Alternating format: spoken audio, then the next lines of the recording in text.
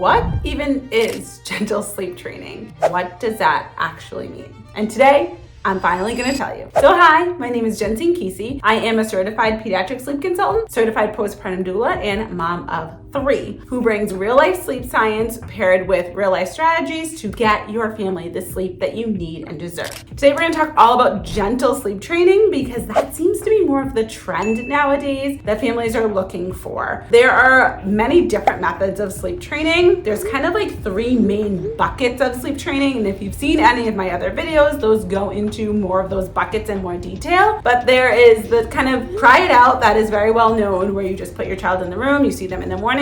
There is this middle method, which is like Ferber, which you can check in. You put your child in, you walk out, and then you come and do some check-ins. And then there's this bucket over here, which is the more gentle methods. This would be your pick up, put down method. This would be your staying in the room method that are a little bit more gentle. So today we're just going to talk about this gentle bucket and those 2 different strategies that make up that gentle sleep training kind of area, for lack of a better word, because those seem to be the ones that parents are tending to go more for these days. And oftentimes, to be completely honest, parents jump in this like gentle sleep training. We do move into some of the other sleep training methods as we're going through because your child may not respond well to some of these gentle sleep training methods. And I'll talk to you in a second about why. But first, we're going to go over what the 2 methods are. So there is the stay in the room method where you are physically in the room with your child, supporting them as they fall asleep in the crib.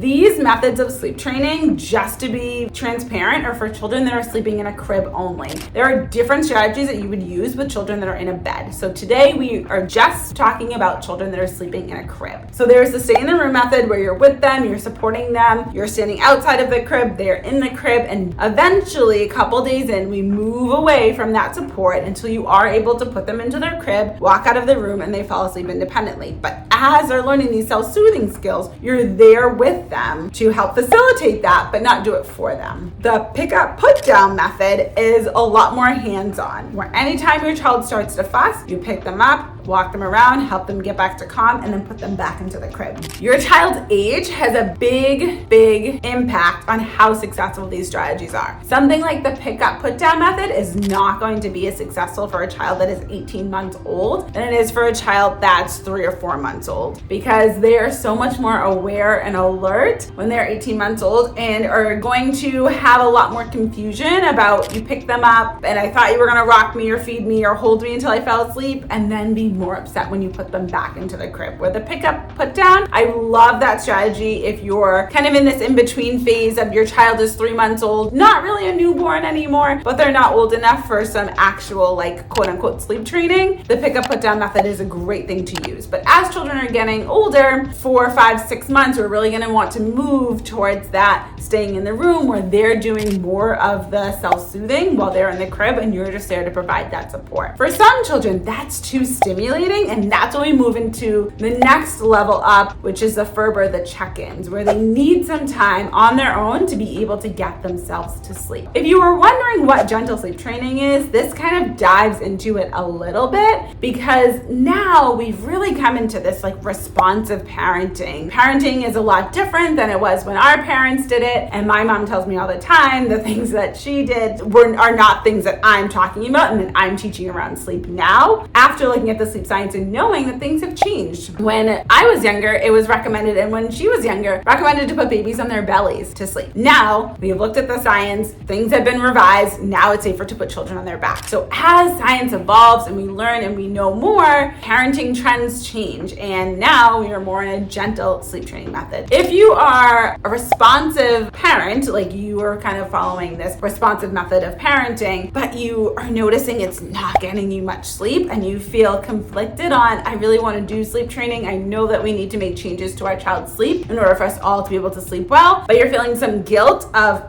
but sleep training doesn't really fit into my responsive parenting style, look into these 2 methods. These more gentle methods are definitely going to help you be able to achieve your goal of being responsive and caring and with your child, very responsive to their needs, but also being able to help facilitate some independent sleep skills so they are able to learn how to fall asleep on their own. If you are interested in having your child sleep through the night, sleep 6, 8, 10 plus hours stretches overnight, but you are not interested in crying out at all, then I want you to go to the pinned video on my page. That video is going to tell you how to help your child sleep through the night without crying it out. Because as a mom of 3, I know it is a super effective method of sleep training, but just personally something I couldn't do. So I want to be here to share other methods that I use to get my children to sleep so beautifully through the night without ever putting them into their room, walking out, and waiting to see them until the morning, because it just didn't feel right. So if you are interested in that, go to that pinned video. I'm gonna also link it down below in the description, so you can just click that link, and I will see you over there.